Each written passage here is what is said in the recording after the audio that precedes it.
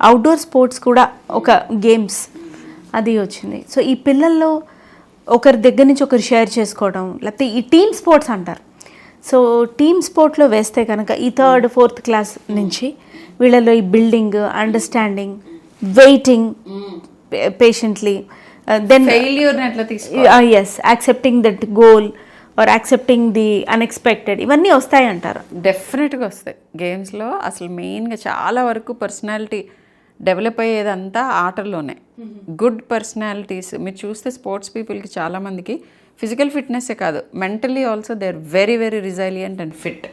Okay, good sports people అందరూ.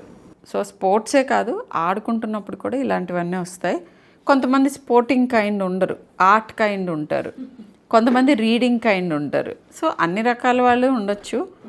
But ఆడుకునేటప్పుడు ఇట్లా వేరే వేరే రకాల వాళ్ళతో కూడా ఇంటరాక్ట్ అవుతూ ఉంటాం. సో మనకి తెలియకుండానే ప్యాసివ్గా చాలా ట్రేడ్స్, చాలా tricks and trades of life తెలిసిపోతూ ఉంటాయి.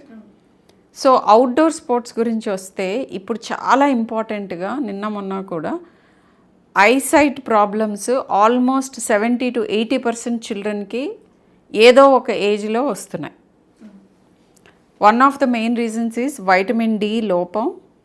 రెండవది ఎక్సెసివ్ నియర్ వర్క్, బాగా ఎక్కువగా. ఇదివరకు అనేవాళ్ళు పుస్తకాలు ఎక్కువ చదివితే సైట్ వస్తుంది అని, అది నిజమే. ఇప్పుడు పుస్తకాలు చదవట్లేదు కానీ ట్యాబ్స్ మీద ఫోన్స్. సో ఒకటి ఏంటంటే డెఫినెట్గా జెనెటిక్ ఇన్ఫ్లుయెన్స్ ఉంటుంది. అంటే మనకి పేరెంట్స్కి మయోపియా ఉన్న వాళ్ళందరూ పిల్లలకి ఎర్లీగానే 2 years+ అప్పుడే ఒకసారి ఐ చెక్ చేయించుకోవాలి.